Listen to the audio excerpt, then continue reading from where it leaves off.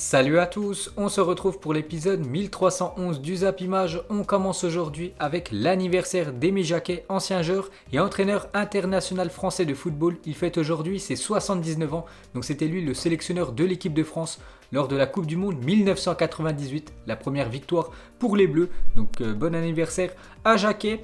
Cette fois-ci, c'est Roberto Mancini qui fête aujourd'hui ses 56 ans. Donc lui, actuellement sélectionneur de l'Italie. On peut voir son palmarès en tant que joueur et entraîneur. Donc joueur, 2 fois il a gagné le Scudetto, donc le championnat italien. 6 fois la Coupe d'Italie, 2 Super Coupes d'Italie, une Super Coupe UEFA. Il a été finaliste de la Ligue des Champions 1992 avec l'équipe de la Sampdoria. Cette finale, c'était Sampdoria contre l'équipe du FC Barcelone et c'est le Barça qui s'est imposé 1-0 grâce à Ronald Koeman après prolongation. Donc maintenant c'est le coach de cette équipe barcelonaise et lors de ce succès en 1992, c'était la première Ligue des Champions remportée par l'équipe du Barça. Donc bon anniversaire à Roberto Mancini. Ensuite, cette fois-ci, on va parler de la Coupe d'Europe qui avait lieu hier. C'était l'Europa League. On commence tout d'abord avec les équipes françaises. L'équipe de Lille recevait l'AC Milan à 19h. Donc Lille voulait confirmer cette magnifique victoire qu'ils ont obtenue 3-0 du côté de San Siro il y a quelques jours.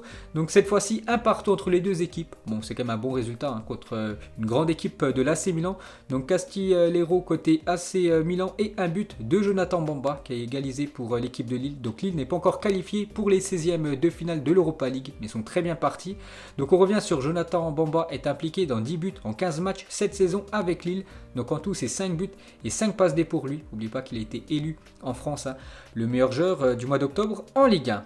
Et pour finir avec le LOSC, une mauvaise série pour eux parce que 7 nuls et 7 défaites. Lille n'a plus gagné à domicile lors d'une compétition européenne depuis 14 rencontres. Il s'agit de la pire série de l'histoire pour un club français. Donc on avait parlé de Marseille avec cette pire série aussi en Ligue des Champions, 13 défaites d'affilée. Et Lille aussi a beaucoup de mal à domicile. À l'extérieur, ça va plutôt bien avec par exemple cette victoire 3-0 il y a quelques semaines du côté de San Siro. Mais à domicile, ils galèrent sur leurs 14 derniers matchs en Coupe d'Europe. C'est 7 matchs nuls, 7 défaites et 0 victoire. Et pour finir avec eux, donc un petit coup d'œil au classement du groupe H de cette Europa League. Donc Lille, première position, 8 points. L'AC Milan, 7 points. Et le Sparta Prague, 3e, 6 points. Donc tout reste jouable pour ces 3 équipes. Il y aura juste 2 équipes qui se qualifieront en 16e de finale. Ensuite, cette fois-ci, on va parler de l'OGC Nice qui jouait contre le Slavia Prague et défaite de Nice à domicile contre l'équipe de Prague. Ils se sont inclinés 3-1 les Niçois. Donc Nice, eux, sont déjà quasiment éliminés de cette Europa League. On va parler de l'autre match dans le groupe de l'OGC Nice et Leverkusen qui s'est imposé 4-1 contre l'équipe d'Israël. Donc un petit coup d'œil au classement, donc le Slavia Prague en première position 9 points, ex-aequo avec Leverkusen 9 points et Nice 3e position avec 3 points. Donc il y a 6 points d'écart entre le 3e et le 2e, il ne reste plus que 2 journées. Donc voilà, on peut le dire, Nice est éliminé de l'Europa League. Ensuite on va parler des autres résultats de la soirée d'hier en Europa League. On commence avec Tottenham qui a écrasé l'équipe bulgare de Ludogorets 4-0. Donc un doublé de Carlos Vinicius, ses 2 premiers buts sous ses nouvelles couleurs de Tottenham pour l'ancien joueur du Benfica, un but de Winks et un but de l'ancien parisien Lucas Moura. On va parler de Dele Alli, décisif hier, pourtant il joue très peu avec l'équipe de Tottenham. Le dernier match qu'il a disputé en Première Ligue avec les Spurs, ça remonte au 4 octobre dernier, donc il y a quasiment 2 mois. C'était la victoire de Tottenham 6-1 du côté de Manchester United. Il avait joué seulement 22 minutes, mais depuis il n'a joué aucune minute en Première Ligue avec cette équipe de Tottenham. Donc José Mourinho le fait jouer seulement en Europa League, donc ça va lui faire du bien. Voilà, c'est 2 passes D hier et bien sûr 2 buts pour Carlos Vinicius. Et pour terminer avec le Brésilien, donc Vinicius a fait la célébration de Kylian Mbappé après son doublé hier.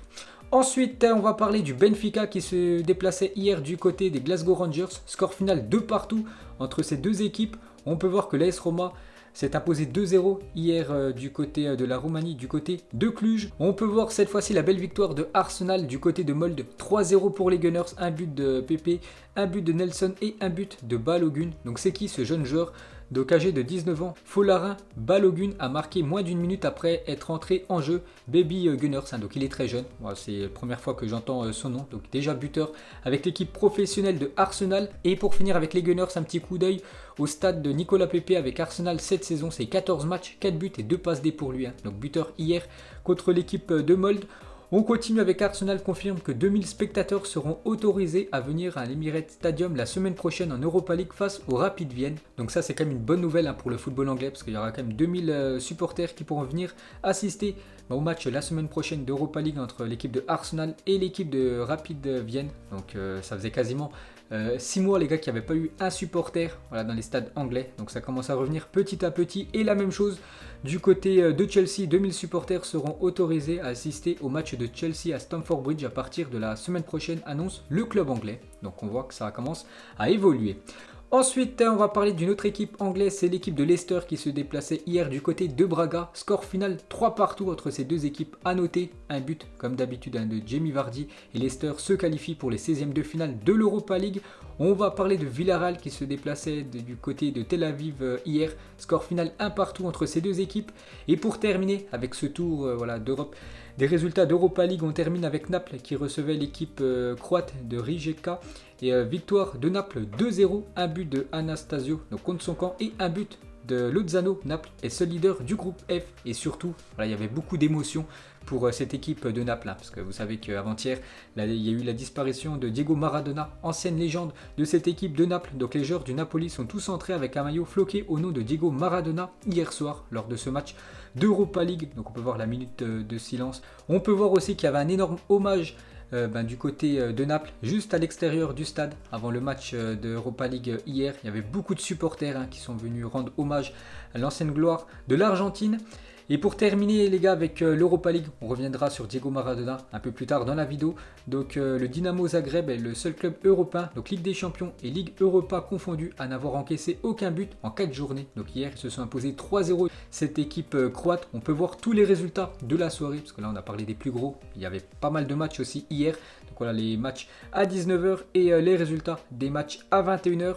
Donc après la 4e journée d'Europa League, voici les 4 équipes qualifiées pour les 16e de finale. Donc ces 4 équipes là c'est déjà officiel, elles verront les 16e de finale. Donc l'AS Roma, Arsenal, Leicester et Hoffenheim.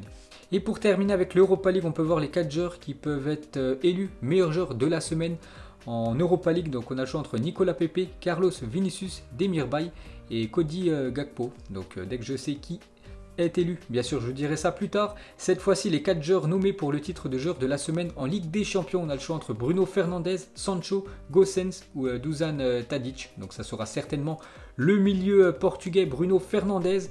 Et pour terminer avec la Ligue des Champions, l'équipe de la semaine, on peut voir des joueurs qui ont été très bons. On peut voir un Français, voilà Kingsley Coman qui a été élu dans cette équipe de la semaine. Martin Braithwaite, n'oubliez pas 2 buts et une passe D pour l'attaquant Blaugrana.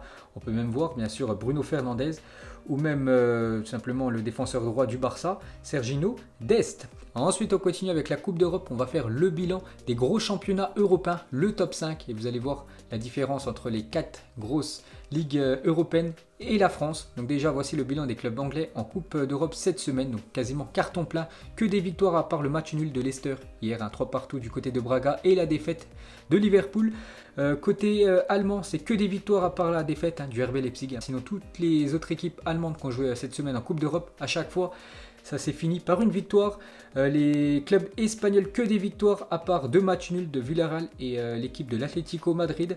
Et côté italien, que des victoires, juste une défaite de l'Inter et un match nul du Milan AC. Et si on regarde le bilan des clubs français, c'est seulement une victoire, un match nul et quand même 3 défaites. On peut voir la comparaison entre bien sûr le championnat français et les autres championnats européens. Et pour terminer avec les équipes françaises contre les équipes anglaises, on a beaucoup de mal contre les Anglais actuellement. Donc les clubs anglais ont enchaîné une série de 5 victoires consécutives chez les clubs français. En Ligue des Champions, pour la première fois de l'histoire, les clubs français ont perdu 7 de ces 8 derniers matchs disputés face aux clubs anglais en LDC. Donc voilà, le dernier match, par exemple Rennes contre l'équipe de Chelsea, l'équipe du Paris Saint-Germain contre l'équipe de Manchester United. Sur les 8 derniers matchs qu'on a affrontés contre des équipes anglaises, on a quand même perdu 7 fois les clubs français. Ensuite, regardez le top 5 actuellement des meilleurs buteurs de la Ligue des Champions. Le premier, c'est Erling Haaland, déjà 6 buts en 4 matchs pour lui. En deuxième position, Morata et Rashford. Et en troisième position, on peut voir l'attaquant portugais, Diogo Jota. Ensuite, Manchester City n'a jamais connu la défaite quand Phil Foden marque. Donc en tout, c'est 16 matchs, 15 victoires, 1 match nul quand Phil Foden est buteur. Donc par exemple, c'est lui qui a marqué du côté de l'Olympiakos avant-hier avec la victoire 1-0 de City. Ensuite, Manuel Neuer est devenu le premier joueur de l'histoire de la Ligue des Champions à remporter 15 matchs consécutifs, dépassant ainsi Cristiano Ronaldo et Joshua Kimmich 14. Donc encore une très belle stat pour Manuel Neuer.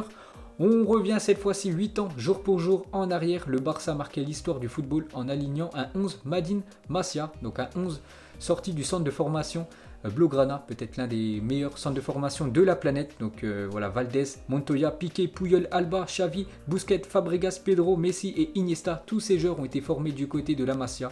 Et il y a 8 ans jour pour jour, ils étaient tous titulaires pour un match de Liga. On continue avec le FC Barcelone. Donc vous savez que Bartomeu n'est plus le président du FC Barcelone.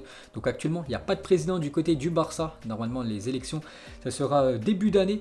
Et voilà, il y a pas mal de prétendants. Et Émilie Rousseau, candidat à la présidence du Barça, souhaite faire revenir Neymar à l'été 2022 et donner le nom de Lionel Messi au Camp Nou. Donc voilà ce que voudrait faire peut-être l'un des futurs présidents du Barça. Donc candidat à la présidence du Barça, Émilie Rousseau a promis qu'il essaiera de signer Neymar si l'attaquant du PSG retirait sa plainte contre le club. Donc ancien bras droit de Josep Maria Bartomeu, Émilie Rousseau a officialisé sa candidature à la prochaine élection présidentielle et a promis 2 choses. S'il est élu, ramener Neymar plus un autre top joueur qui serait en fin de contrat en 2021 ou 2022. Donc voilà une petite info sur peut-être le futur président du FC Barcelone. Donc il a parlé aussi de Lionel Messi.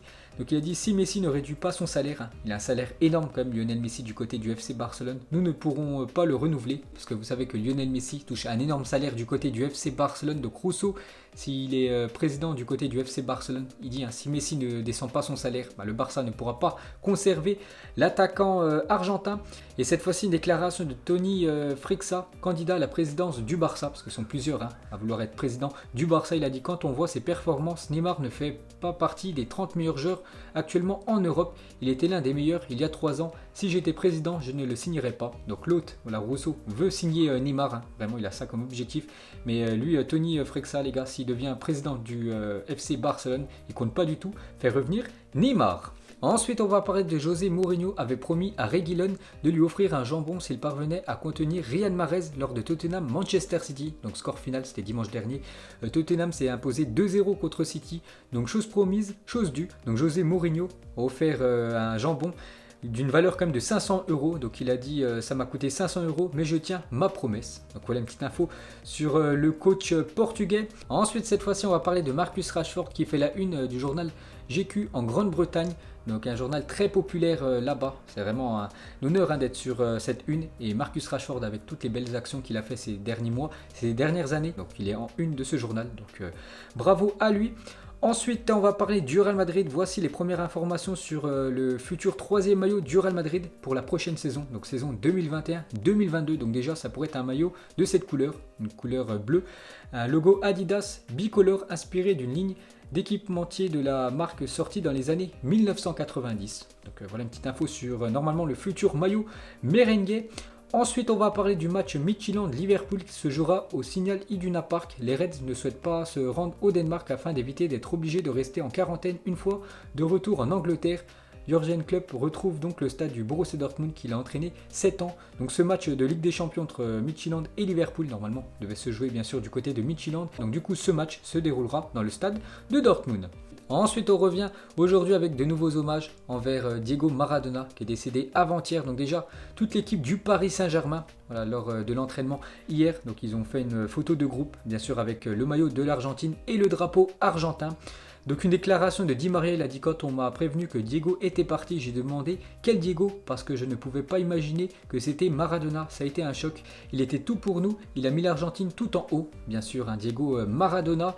On continue cette fois-ci avec le fils de Diego Maradona. Il a dit le capitaine de mon cœur ne meurt jamais. Donc il a mis ça sur son compte Instagram hier, le fils de Diego Maradona. Cette fois-ci, Marcelo Bielsa, lui aussi argentin. Donc il a dit Maradona restera le meilleur à jamais. Il était et restera une idole pour tous les Argentins. Qu'il ne soit plus là me procure une immense peine.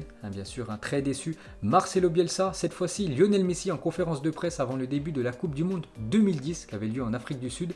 Même si je jouais pendant 1 million d'années, je ne m'approcherai jamais du niveau de Maradona. C'est le meilleur joueur de tous les temps. Cette fois-ci, Carlos Tevez, il a dit Diego Maradona est tout pour les Argentins, Dieu.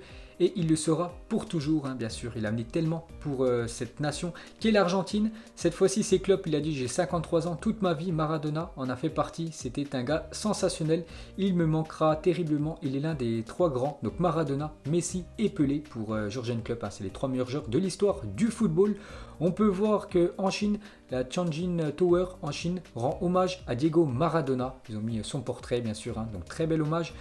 en Chine.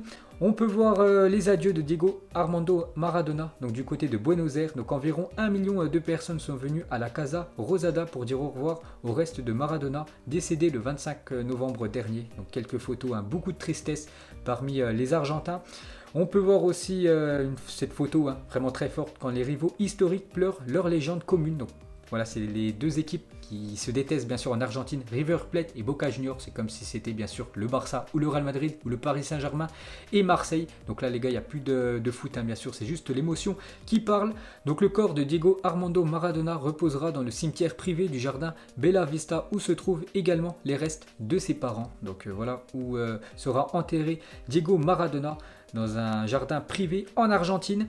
Et regardez la puissance de cette photo, le cercueil de Diego Maradona avec à côté le trophée de la Coupe du Monde qu'il a soulevé en 1986, hein, parce que c'était lui le capitaine de cette équipe, et surtout c'est lui quasiment qui a fait gagner cette Coupe du Monde à l'Argentine après tous les exploits qu'il avait fait lors de cette Coupe du Monde. Ensuite les gars, on va parler de l'équipe de France et on va terminer, hein, bien sûr, ce Zap Image. Donc ce soir, match très important pour l'équipe féminine. L'équipe de France reçoit l'équipe d'Autriche, donc c'est un match pour se qualifier pour l'Euro 2022. Donc ça sera sur W9 pour ceux qui veulent regarder le match, hein. Regardez le classement actuellement. Donc l'équipe de France première position, ex aequo avec l'Autriche. Donc en gros, si l'équipe de France s'impose ce soir, elles seront qualifiées pour l'Euro 2022. Et pour terminer avec l'équipe de France, cette fois-ci on va parler de l'équipe de France garçons. Donc tirage au sort préliminaire de l'UEFA pour la Coupe du Monde 2022, les têtes de série confirmées. Donc on peut voir les 6 pots. Donc par exemple dans le pot 1, c'est les plus grosses nations européennes comme la Belgique, la France, l'Angleterre ou le Portugal. Bon, c'est par rapport au classement FIFA bien sûr. Donc par exemple la France pourra rencontrer dans le pot 2 une équipe très forte comme l'Ukraine, ou même comme la Turquie dans le pot 3, la Russie, hein, ça peut être un sacré groupe pour la France. Donc les tirages au sort, ça sera le 7 décembre prochain. Donc voilà les gars, la fin de ce Zap Image 1311. Donc si ça vous a plu, un petit like, on se retrouve demain pour le prochain épisode. Ciao à tous.